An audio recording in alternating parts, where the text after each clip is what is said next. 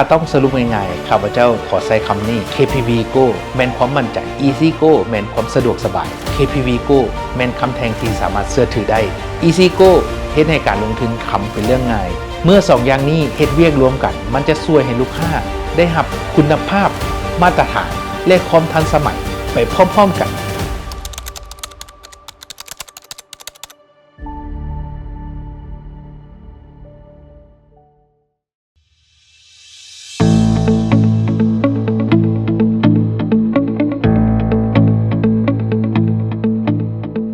คำเป็นทรัพย์สินที่ทรงคุณค่าและสามารถยืนยัดได้ทุกยุคทุกสมัยบ่ว่าจะเป็นตลาดผันผวนหรือว่าเศรษฐกิจบ่ดีคำก็ยังสามารถรักษามูลค่ามันได้ในระยะยาวฉะนั้นเฮ็ดให้คำจึงเป็นทรัพย์สินที่เหมาะสมในการออมและเป็นทรัพย์สินที่เหมาะสมในการลงทุนและเป็นทรัพย์สินที่คนลาวเชื่อมั่นได้ตลอดมาข้าพเจ้าเชื่อว่าการลงทุนที่ดีบ่จำเป็นต้องลงทุนด้วยเงินก้อนใหญ่แต่เป็นการเริ่มต้นด้วยเงินก้อนน้อยๆด้วยความเข้าใจและความสม่ำเสมอเพื่อสร้างความมั่นคงให้กับตัวท่านเองและครอบครัวในวันข้างหน้า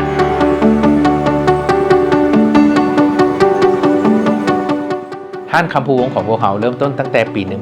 1983 จากห้านคำน้อยๆในแขวงสยามบุรี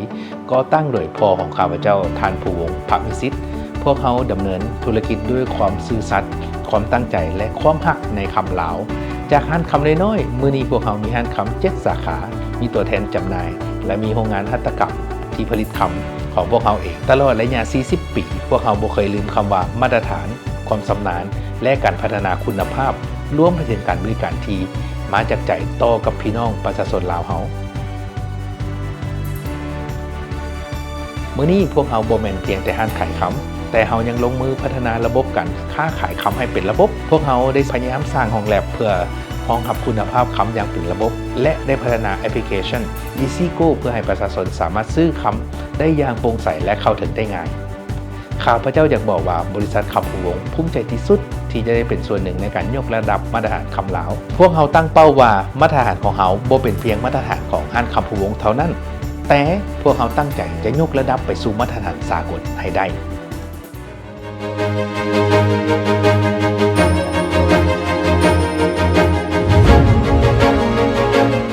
ในอดีตคนลาวมักจะนิยมซื้อคำหมู่พันหลายกว่าคำแทงเนื่องจากคำแทงยังบ่แพร่หลายและขาดความเข้าใจอย่างแท้จริงแต่ข้าพเจ้าเบิ่งว่าคำแทงเป็นการลงทุนที่คุ้มค่า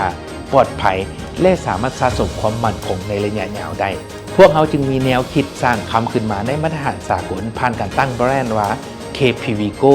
เป็นแบรนด์ลูกของห้านคำภูวงและแทนที่จะใช้ชื่อว่าห้านคำภูวงพวกเขาจึงใช้ชื่อว่า KPV Go แทนให้เป็นสิ่งที่จดจำง่ายและเป็นสากลหลายขึ้นคำแทงทุกๆแทงที่ผลิตจากโรงงานของเรามีการตรวจสอบคุณภาพและการควบคุมกระบวนการทุกขั้นตอนเพื่อให้ลูกค้าไว้วางใจได้อย่างแท้จริงและเมื่อโลกเริ่มเข้าเป็นยุคดิจิตอลข้าพเจ้าก็เชื่อว่าคำภูวงก็ควรก้าวเข้ายุคใหม่อย่างเต็มรูปแบบจึงเกิดเป็นแอป Easy Go ขึ้นมาแอปนี้เฮ็ดให้ลูกค้าสามารถซื้อขายคำแทง KPV Go ได้ทุกที่ทุกเวลาตลอด24 ชั่วโมงผ่านระบบที่ปลอดภัยและได้มาตรฐานยิ่งไปกว่านั้นข้าพเจ้าเห็นว่าราคาคำลาวเฮาเพิ่มขึ้นทุกๆปีถ้าพวกเฮาบ่สร้างระบบให้ลูกค้าเริ่มต้นสะสมคำได้ตั้งแต่มื้อนี้ในอนาคตลูกค้าของพวกเขาอาจจะเข้าถึงการซื้อคำได้ยากขึ้นดังนั้น Easy Go จึงถูกออกแบบมาให้ลูกค้าเริ่มต้นซื้อคำได้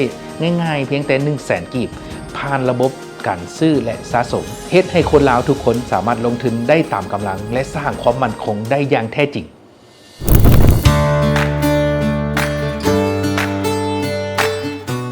Easy Go ถูกพัฒนาขึ้นในช่วงโควิดซึ่งเป็นช่วงเวลาที่คนบ่สามารถเดินทางไปมาได้อย่างสะดวก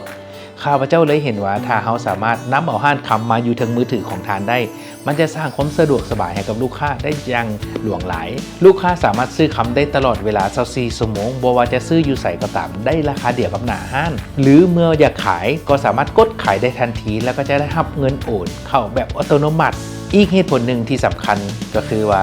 เมื่อตอนนั้นข้าพเจ้าเห็นว่าคำจะอยู่ที่บาท8 ล้านกีบแต่ข้าพเจ้าเบิ่งเห็นแนวโน้มของราคาคำที่มีแนวโน้มที่จะเพิ่มสูงขึ้นและสูงขึ้นถ้า ถ้าเฮาบ่มีนวัตกรรมใดที่จะช่วยให้ลูกค้าเข้าถึงการซื้อคำได้ง่ายต่อไปในอนาคตข้างหน้าการซื้อคำจะมีแต่ยากขึ้นและยากขึ้นเพราะต้องใช้เงินจำนวนหลายขึ้นและหลายขึ้นนั่นเองนั่นเป็นเหตุผลที่ EasyGo ได้กำเนิดและเกิดขึ้นมา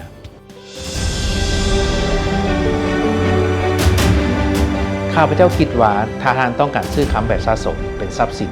ที่สามารถจับต้องได้มีบอลเก็บเมียนรักษาไว้เป็นอย่างดี KPV Go เป็นทางเลือกที่เหมาะสมเป็นคำแท่งที่มีคุณภาพและไว้ใจได้แต่ถ้าหากว่าท่านต้องการความสะดวก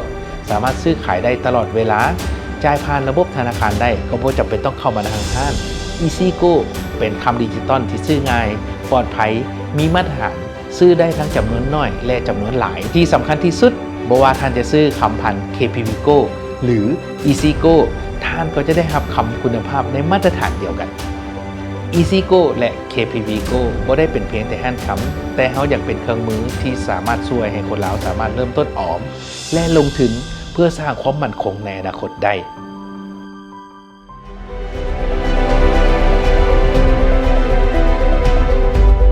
ถ้าต้องสรุปง่ายๆข้าพเจ้าขอใช้คำนี้